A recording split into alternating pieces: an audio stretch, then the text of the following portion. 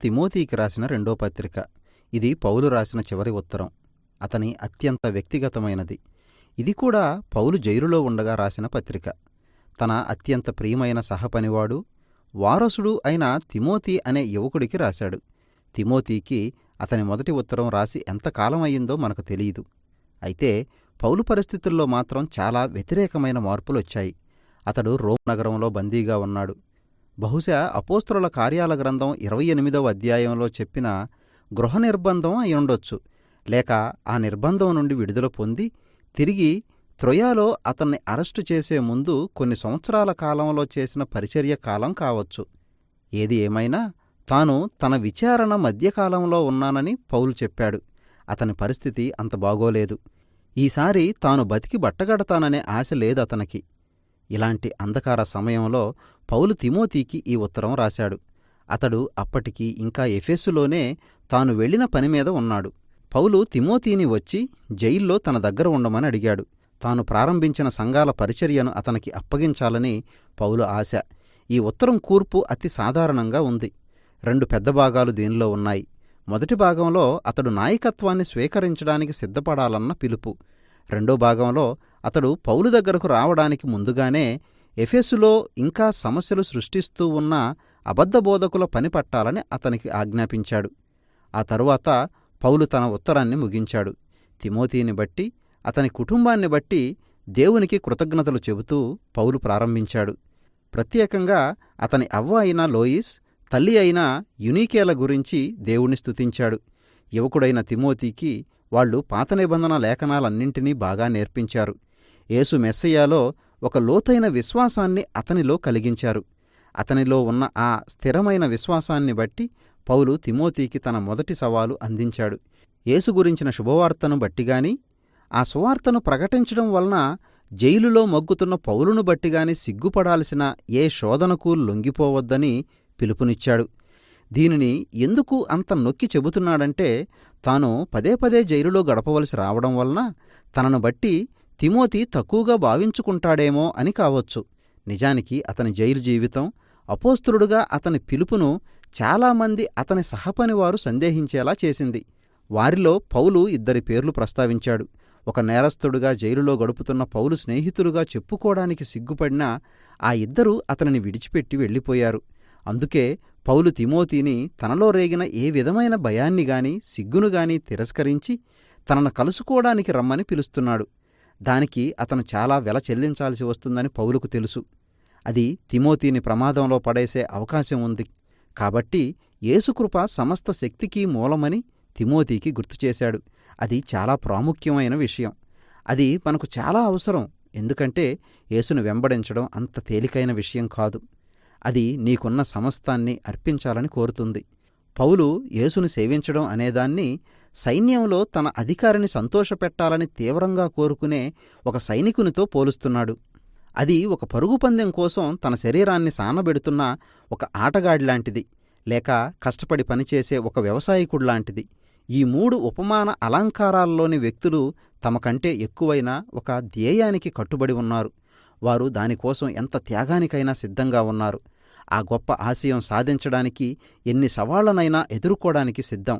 అయితే వీటన్నిటికీ అత్యున్నతమైన ఆదర్శంగా నిలిచినవాడు యేసు. తండ్రికి కట్టుబడి ఉన్న కారణం చేత ఆయన రోమా సైనికుల చేతిలో శిలువ శ్రమలు భరించాడు. అలాగే పౌలు సహితం ఇప్పుడు రోమా జైలులో శ్రమలు అనుభవిస్తున్నాడు. కష్టాలు, త్యాగం అంతర్గతంగా క్రైస్తవ జీవితంలో ఇమిడి ఉన్న విషయాలు. అందుకే యేసు పునరుద్ధానం క్రైస్తవ నిరీక్షణకు పునాదిలా నిలిచింది. లేక పౌలు ఒక చిన్న పద్యంలో చెప్పినట్టు, మనమాయనతో మరణిస్తే ఆయనతో జీవిస్తాం, ఆయనతో కూడా శ్రమలనుభవిస్తే ఆయనతో కూడా ఏలుతాం.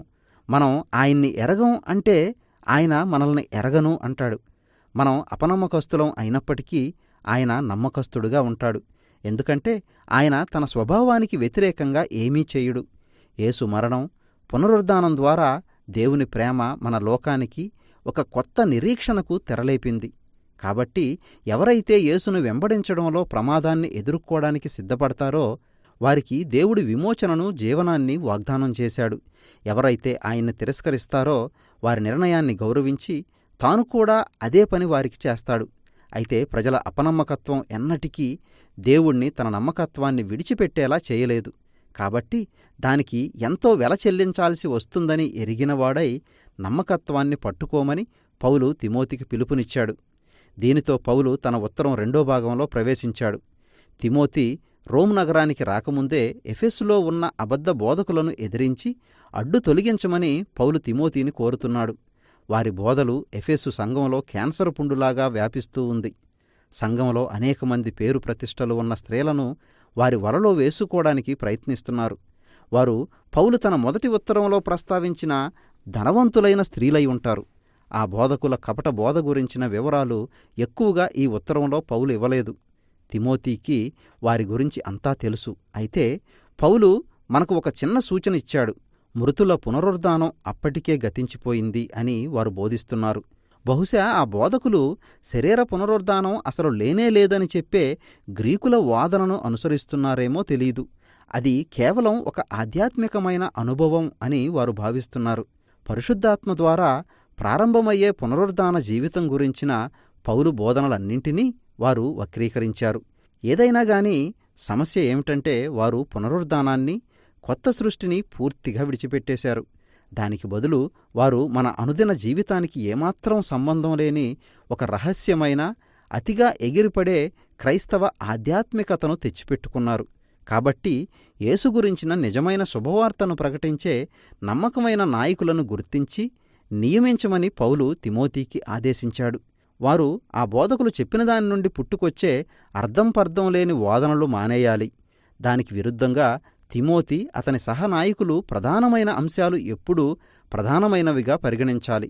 వారు కేవలం లేఖనాధారిత కథనం, సందేశం మీదే తమ దృష్టి నిలపాలి. పౌలు కాలంలో దాని భావం ప్రాథమికంగా పాత నిబంధన మీద అని. ఆ లేఖనాలు యేసు మెస్సయాలో విశ్వాసం ద్వారా రక్షణకు నడిపించే జ్ఞానాన్ని మనకు అందిస్తాయని పౌలు చెబుతున్నాడు.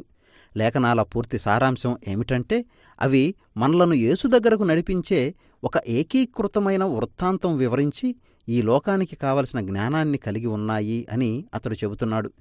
పౌలు ఇక్కడ లేఖనాల స్వభావం, వాటి ఉద్దేశం గురించి మాట్లాడుతున్నాడు.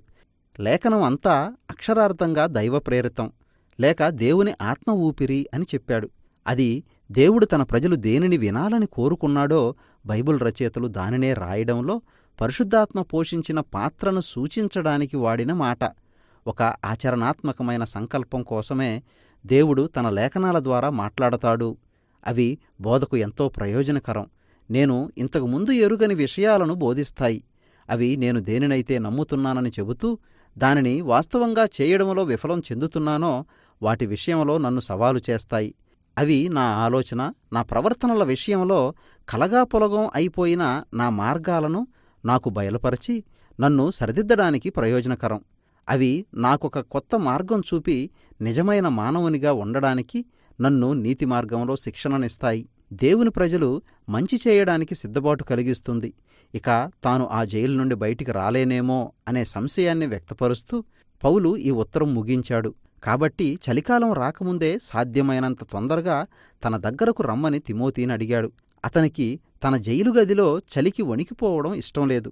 కాబట్టి తాను అక్కడ వదిలి వచ్చిన దట్టమైన కోటును తీసుకురమ్మని అతనితో చెప్పాడు. తాను త్రోయాలో అరెస్టు అయినప్పుడు ఆ హడావుడిలో అక్కడ విడిచిపెట్టి వచ్చిన తన కాగితాలు మొదలైన వాటిని తిమోతి తీసుకురావాలి. అలెగ్జాంద్రు అనే ప్రమాదకరమైన వ్యక్తిని ప్రస్తావించి అతనికి దూరంగా ఉండమని చెప్పాడు. బహుశా పౌలు అప్పటి అరెస్టుకి అతనే కారణం కావచ్చు. తాను జైలులో ఉండగా తనను దాదాపు అందరూ విడిచిపోయారు. తాను మరణించినా తన పక్కన నిలిచి తనను విడుదల చేసే యేసు వ్యక్తిగత సన్నిధే అతనికి ఆదరణ కలిగించే ఒకే ఒక్క అంశం. ఈ విధంగా ఈ ఉత్తరం ముగిసింది. పౌలు జీవించిన ప్రభావసహితమైన జీవితం, అతని పరిచర్య పూర్తిగా ఎడతెగని సవాళ్లు, కష్టాలు, పోరాటాలతో నిండి ఉన్నాయని ఈ తిమోతి 2వ పత్రిక మనకు గుర్తుచేస్తుంది. యేసును వెంబడించడం ప్రమాదంతో, త్యాగంతో నిండి ఉంది. దాని అర్థం మన జీవితంలోకి ఒత్తిళ్లను, అసౌకర్యాన్ని ఆహ్వానించడమే. అవి మన జీవితంలో యేసు లేకపోవడం అనేదానికి సూచన కాదు.